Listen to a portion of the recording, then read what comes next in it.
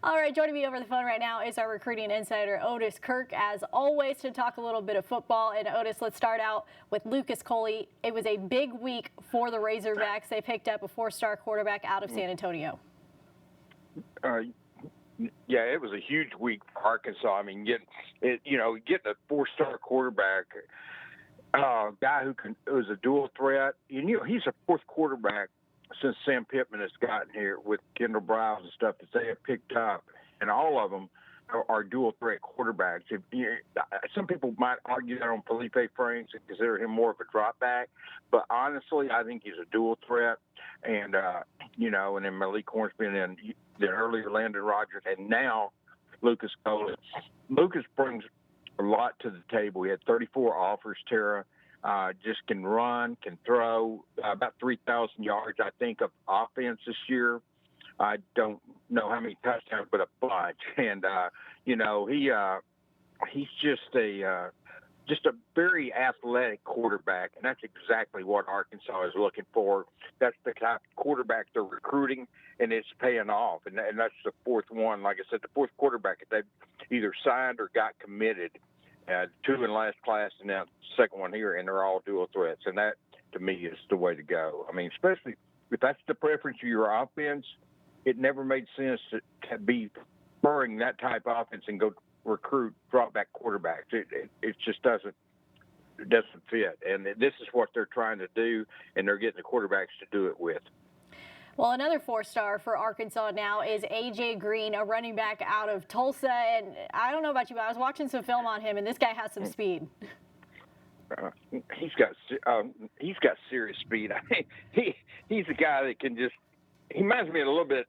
I've seen a lot of people comparing him to Felix Jones, but really, to me, in some ways he is. But he's also got that Darren McFadden deal in the fact that if you're even with him, you're going to be behind in a minute. He's going to leave you behind. I mean, he can fly, Tara, and he's got good size. He's more probably the size of a Felix Jones than Darren McFadden, but he's got the traits of both, and he's kind of got the best of both, and that's not a bad thing to say about a running back. Have the best of Felix and best of Darren.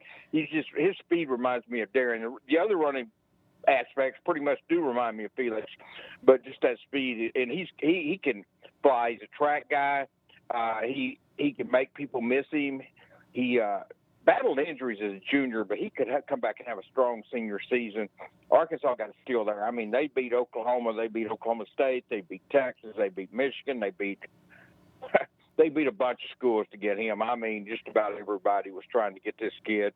He narrowed it down to a few schools, 8 or so, and then chose the Razorbacks. And so it's just a big pickup for Sam Pittman. Jimmy Smith did a great job there, too. I mean, this guy's come in, and he's landed 2 of the running backs out of Oklahoma, the 2 best running backs over there, and they're both capable of playing as true freshmen.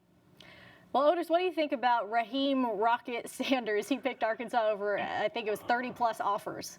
Yeah, and he's another kid that's 4-star with 1 recruiting service or 2. Yeah, I mean, that's the thing. And, getting kids that are highly recruited, he had an offer to Florida State. He could have stayed home. But like Green and COLEY and some of those kids, he didn't choose to do that. He chose to come to Arkansas. And that's just huge. And, I mean, it's putting a lot of trust in these coaches up here for good reason. Coach Stepp, Coach Fountain, and those guys recruiting him. He's got a lot of talent. We talked a lot about him last Sunday, but, I'll just say this. I mean, he's a kid that's an athlete who could play receiver or could play defensive back. He's 6'2", 210. I think I went over his stats last Sunday about coming down with like 6 sacks at safety. That's unheard of, and he will hit you. But also on the other kind of flip the coin on that receiver, he's very aggressive and will knock you down. He can block. He can certainly catch the football, but he can block. He's a physical player. In other words, he's a very physical player, Terry, and you can use that any position on the football field. Sam Pittman will take that any position, and whether it's wide receiver or safety, he will take that being physical. And you want that in a football player. He's got to be physical to play the game, because it's a physical game, and it's not made for people who are not physical, because that's just not the way the game is played. Yeah, well, Sam Pittman and his staff now have 11 commits for the 21 class, but there's still some areas that they need to recruit for. Yeah, there is. They're really doing a good job on offense right now, and they did a good job on defense last class. But on offense right now, they've got to get some tight ends. They've at least two. And ERIN OUTLEY from Little Rock Parkview is an obvious one to target.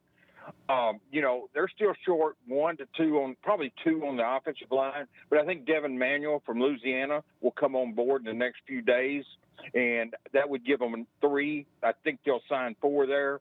Probably 2 tight ends. They don't have any right now. Obviously, we've talked a lot about Keatron Jackson on here, and he's a receiver that they really want him. I mean, that would really solidify that receiver group along with, the guys they have. Possibly another running back. I mean, Sam's idea on running back is take 2 in each class. He got 1 last year. He's got 2 now, but he has 2 seniors. So would he like to have another one? I think if they get the right one, they could take a 3rd running back. They're finished at quarterback, assuming no one could decommit. So on the defensive side of the ball now, they've got some work to do, especially they've got 2 defensive backs committed. If you don't count Rocket as a defensive back, but you've got 2 true defensive backs committed. DREYDEN Norwood from Fort Smith Northside is an obvious target there that they really want to put in their cornerback. You've got one linebacker, but you want at least 1 more there. And they're on various kids at that linebacker spot. You might see an older one come in. The defensive line now, they've got some work to do. That's where they're sitting right now with no commitments. But they've signed – in Chad Morris's last class here, he signed like 8, if I remember right, defensive line. He signed a bunch.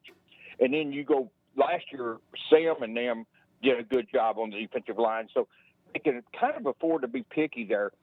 I think Cameron Ball from Atlanta, we've talked about on this show, is an obvious target at defensive tackle.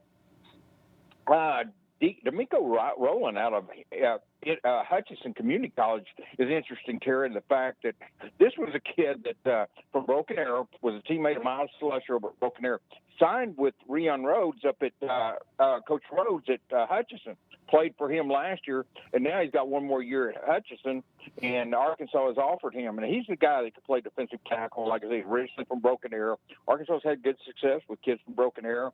They've got Slusher here. They've had other kids from that school. So, yeah, and then defensive end, they're on some kids out here that they're going to try to land 1 or 2, but I think they'll be okay. And defensive line could be a deal where you see your 2 starters, possible starters, I'll put it that way. Xavier Kelly and Jonathan Marshall, both are seniors, so they might go for an older defensive tackle, be a junior college or grad transfer, kind of like you did with Kelly this year. But they got Coates and a bunch of other defensive linemen, just Shad Stewart and some other kids in last year's class.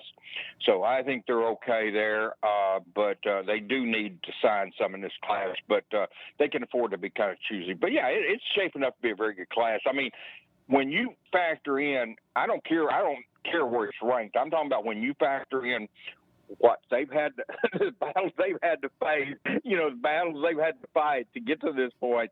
I mean, no visits, 2 junior days. I mean, but other than that, the visits stopped, no official visits. They would have had 10 or so by now at least. No junior days except those 2, no camps. No going out on the road recruiting. It's been amazing that they've got 11 commitments. We're sitting here talking about a class that's good. And they're in shape that keep adding to it. I've mentioned 3 kids, OUTLEY, Norwood, and Manuel, and Keatron Jackson, 4 kids that I think they could be adding to it in the coming weeks. And that would get them, if they got those 4, that would get them up to 15. And if some sort of normalcy and it gets back where they can start bringing in official visitors, have kids at the games, recruits at the games and stuff, then I think you'll see them close really well. All right, Otis Kirk, thank you so much for your time. That's going to do it, though, for our recruiting report. We'll see you back here next Sunday. Thank you, Chair.